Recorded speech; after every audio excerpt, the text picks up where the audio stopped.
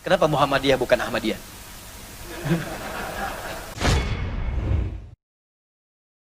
Ini rahasianya nih. Ini diantara kita saja ya. Oke, di gambar Muhammadiyah itu di benderanya ada cahaya. Nanti lain waktu kita bahas lah ya. Kenapa Muhammadiyah bukan Ahmadiyah? Hah? Nanti di akhir saya sampaikan. Kalau Muhammadiyah jelas Ustaz, Muhammadiyah menyimpang. Tidak, karena nanti kita akan lihat betul dalam bagian sekte nanti akidah sudah jelas ada penyimpangan-penyimpangan di dalamnya yang kita tinggalkan. Tapi kenapa Kiai Ahmad Dahlan memilih nama Muhammad dibandingkan nama Ahmad? Sedangkan nama Ahmad tersebut dalam Al-Quran satu kali saja. Di Quran surah ke-61 ayat ke-6 paling kiri sebelah atas di lisan Nabi Isa. Muhammad disebutkan 4 kali. Quran surah ketiga ayat 144, Quran surah 33 ayat ke-40, Quran surah ke-47 ayat ke-2, dan Quran surah ke-49 dan ke-28. Dan kenapa dipilih itu ditambah dengan ya nisbah di ujungnya dengan tak sifat. Apa maknanya? Nanti di akhir. Teman-teman sekalian, saya mengucapkan terima kasih kepada pimpinan Wala Muhammadiyah yang telah memberikan fasilitas untuk malam ini. Muhammad itu sifat sosial. Dari kata Mahmud. Superlatifnya Muhammad. Sedangkan Ahmad itu sifat vertikal, ritual. Hubungan dengan Allah. Bentuk tunggalnya Hamid. Bentuk sifat superlatifnya Ahmad. Jadi kalau ada orang punya hubungan baik dengan sesama, dia jujur, senang memberi, ya, senang kemudian berbagi, tawadu, sabar, itu disebut dengan Mahmud kalau di satu sifat. Kalau berkumpul seluruhnya disebut dengan Muhammad. Nabi Muhammad SAW kenapa disebut dengan Muhammad? Karena sifat yang sangat luar biasa. Jangankan pada manusia, kata beliau hewan pun mesti baik kepadanya. Kalau mau sembelih kata Nabi, idza dzabhtum asinuz dzibah. Kalau pengen sembelih, baguskan sembelihan, tajamkan pisaunya supaya hewan itu tidak merasakan sakit yang berlebihan. Pada hewan, tajamkan. Ditajamkan itu bukan untuk menyakiti, tapi menyayangi hewannya. Dan bahkan ada larangan, jangan pernah mengasah pisau di depan hewan yang akan disembelih. Awas hati-hati. Kandidat selanjutnya, lihat nih ya, tajamin, nggak boleh. Lagi, nggak boleh. Ya, jauhkan. Pada tumbuhan dalam suasana perang, kata Nabi jangan rusak tanaman. Makanya saya sering berikan fatwa. Kemarin saya berikan fatwa depan Masyaikh Al-Azhar, jika Nabi melarang merusak tanaman dalam suasana perang, padahal perang begitu dahsyat, berkecamuk, bahkan tumbuhan nggak boleh dirusak, maka dosa besar. Ada orang yang membakar hutan, menimbulkan asap, menggunduli tanaman dalam keadaan damai, dosanya besar. Karena dalam keadaan perang pun harus dijaga. Ini keadaan damai dibakar, dosa besar. Muhammad berbaginya luar biasa, 100 ekor unta dalam pembagiannya. Memberinya luar biasa, kalau perlu beliau suapi. Muhammad. Tapi dalam saat yang bersamaan pun, Allahu Akbar, ibadahnya nyaris tak terlukiskan kepada Allah Subhanahu wa Ta'ala. Maka disebut dengan Ahmad.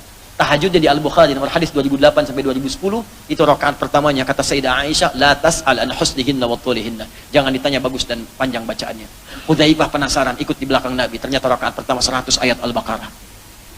Abdullah bin Mas'ud ikut di belakang Nabi, besoknya penasaran. Ternyata 100 ayat dikira ruku, lewat 286. Dikira ruku, nyambung Ali Imran 200 ayat. Dikira ruku, nyambung An-Nisa 176 ayat, baru ruku. Rakaat pertama 5 juz 4 halaman. Besoknya nggak pada ikutan lagi. Ya. Karena aku khawatir menduga kapan rukunya katanya, kan? Bukan karena nggak kuat berdirinya, tapi aku selalu menebak kapan rukunya sehingga mengganggu aku untuk khusyuk dari diriku sendiri. Baik. Ahmad. Makanya Nabi Isa, kenapa menyebut dengan Ahmad bukan Muhammad?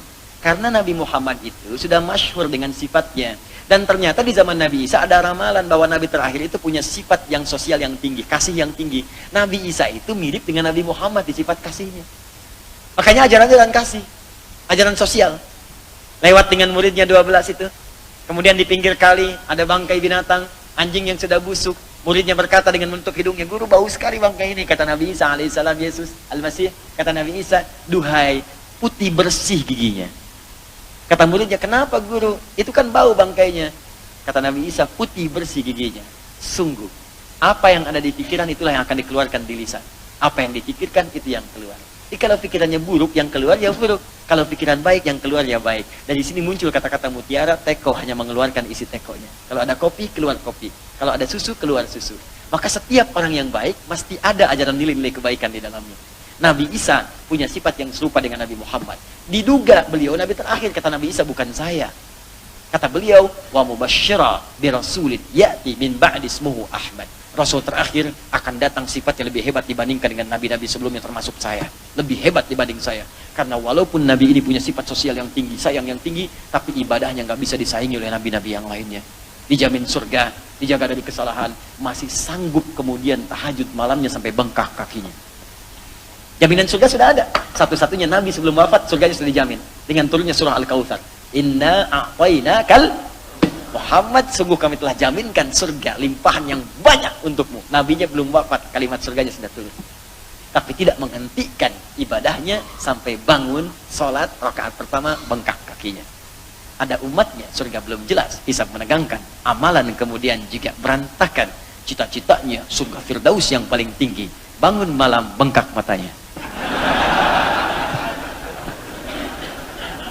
Kenapa Syekh Ahmad Dahlan memilih Muhammad bukan Ahmad?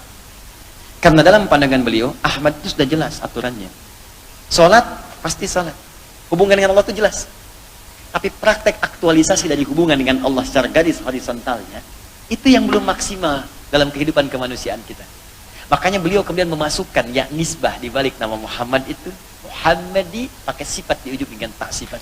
Muhammadiyah. Dibuatlah persyarikatan di 18 November 1912, dibikin itu dengan nama Muhammadiyah, diharapkan semua yang terlibat dalam persyarikatan ini mau mempraktikkan nilai-nilai yang melekat pada nama Muhammadnya. Karena itulah ketika beliau kajian tafsir yang dipraktikkan nama Muhammad bukan Ahmadnya, Muhammad. Tafsir Al-Ma'un begitu dibahas. Ara'aita alladhi yukadzibu biddin, fadzalika alladhi yad'u yatim wa la yahuddu 'ala ta'amil fawailul lil alladziina hum an salatihim alladziina hum yura wa yamna'unal, dan enggan memberi dengan barang yang berguna. Langsung dipraktikkan sifat Muhammad di situ dengan ya nisbah, ikut kepada ajaran Nabi, tak sifat-sifat sosialnya, dibuka pakaiannya, keluarkan harta berharganya, dibagikan ajak muridnya. Makanya jangan heran kalau Muhammadiyah dakwahnya bergerak lebih banyak di bidang sosial. Bangun pusat pendidikan, ada panti, ada rumah sakit, ada PKU, ada macam-macam dan sebagainya. Itu bagian dari sunnah yang dihidupkan dengan nama tadi. Ya, dan beliau keturunan Nabi, Habib itu. Habib Ahmad Dahlan, nama asli Muhammad Darwish. Datang kemudian ke Mekah, belajar di Mekah dengan Syekh Ahmad Khatib Al-Minangkabawi, pulang kemudian menjadi Ahmad Dahlan, bin Kiai Haji Abu Bakar, bin Kiai Ilyas, bin Kiai Sulaiman, bin Demang Jurang Juru Kapindo, bin Kiai Gerbek, ya, bin Maulana Ishaq. Keturunan dari Ali Zainal Al-Kabir, keturunan dari Ali Zainal Abidin, keturunan dari Al-Husain, Al-Husain adiknya Al-Hasan, Al-Hasan anaknya siapa? Ali bin Abi Thalib, suaminya Fatimah Az-Zahra, bintu Muhammadin sallallahu alaihi wasallam. Ini jangan khawatir ikut Muhammadiyah, ikut Nabi. Ikut Nabi. Tapi apa yang diikuti? Jangan sampai ada orang masuk persyarikatan. Syarikat itu bersama-sama, ayo bareng-bareng. Bersama-sama lebih bagus daripada sendirian. Makanya beliau lebih senang dengan sebutan persyarikatan dibandingkan dengan organisasi. Maka saya tidak ingin menjadi nama saya tertuliskan Muhammadiyah wilayah, Muhammadiyah daerah, Muhammadiyah cabang dan seterusnya. Tapi buktikan nama Muhammad itu dalam sifat keseharian kita. Tampillah kemudian dengan nilai-nilai kebaikan tadi, bangkitkan nilai sosialnya, dan bangun kedekatan dengan Allah Subhanahu wa Ta'ala seperti Nabi pernah mengajarkan kita. Muhammad Darwish dengan sifat sosialnya, Ahmad dengan sifat ketaatannya kepada Allah Subhanahu wa Ta'ala. Bergabunglah di situ antara Ahmad Dahlan dengan Muhammad Darwish dengan sifat persyarikatan Muhammadiyahnya. Itu barangkali yang bisa saya bagi dengan nama yang tadi saya janjikan. Semoga bisa diamalkan. Sedangkan yang lain kita saling bersinergi dan melengkapi. Ya, boleh kita kemudian berorganisasi. Silahkan bekerja sama dengan tujuan yang baik. Di sana nanti ada Persis, di sana ada NU, di sana ada Al Irsyad. Silahkan sama-sama yang baik, bersinergi dengan baik. Namun dengan itu semua kita cintai agama kita cintai Allah dan Rasulnya, dan kita jadikan semua itu sebagai kontribusi positif untuk membangun bangsa dan negara kita. Siap insyaAllah? Kata Imam Syafi'i, ma jadaltu aliman illa ghalabtuhu wa jadaltu jahilan illa ghalabani. Aku tuh kalau berdiskusi dengan orang pintar seneng, aku banyak argumentasi. Tapi kalau diskusi sama orang bodoh, aku ngaku kalah aja deh. Capek gitu lama. Nah, jadi saya ingin sampaikan hukum terapan berbeda. Jelas ya? Nanti bagaimana cara mendalami hukum fikih ini? Apa yang dimaksud dengan fikih? Seperti apa kita mempelajarinya? Bagaimana terapannya? Ini pun baru dasar. Karena ada yang ketiga akhlak, ada yang keempat tasawuf. Kapan kita mendapati semua? Insya Allah di edisi berikutnya. Ya, cukup sampai kesempatan di sini dulu bahasan kita supaya mudah diamalkan, dan insya Allah kita akan sambung kembali di pertemuan berikutnya dalam kajian yang kedua tentang makna fikih dan terapannya dalam ibadah serta nilai-nilai akhlak yang melekat kepada fikih. Bocorannya begini, lihat bocorannya nih. Salat itu fikih tauhid. Fikih tauhidnya yakin dengan Allah. Nah, orang mau sholat bagaimana caranya? Ada ilmunya. Nah, sekarang kalau sudah paham ilmunya, orang sholat, tapi belum tentu sholat dengan akhlak. Beda. Orang sholat dengan akhlak, bahkan ada yang sebelum datang cari baju bagus dulu. Quran surah 7 ayat 31. Cari wangi-wangian dulu, akhlak kepada Tuhan. Ada yang paling dasar tasawuf. Kalau lihat anak kecil, mau marah itu susah. Anak Anda nunggu-nunggu, tiba-tiba dia berbuat salah, gak akan marah dia. Lisan gak akan marah, tangan gak akan pernah mukul. Kenapa? Karena dia melihat yang lebih muda daripada dia. Itu lebih sedikit dosanya. Nak, kamu masih 6 tahun, dosa masih sedikit, balik juga belum. Saya udah 40 tahun, banyak dosa. Mau marah kepada yang sedikit dosa, rasanya gak bisa. Ngelihat ke atas, ngelihatnya banyak amalan. Masya Allah 50 tahun, salah. Tapi kan masih banyak amalnya dibanding saya baru 30 tahun. Sholat pun baru 20 tahun. Dia sholat sudah 40 tahun, pahala dia lebih banyak dibandingkan saya. Masa salah sedikit mau saya jelek-jelekin? Salah. Itulah ilmunya. Dan kalau sudah dapat ilmu itu, hidup tuh enak. Ringan gitu. Udah, jalan. Lihat jam mati nggak gerak-gerak, insya Allah besok gerak. Lihat jam gerak, jihad. Jalan, insya Allah. Insya Allah. Ya, saya nanti insya Allah tambahkan jam di sini. Ya, insya Allah saya tambah.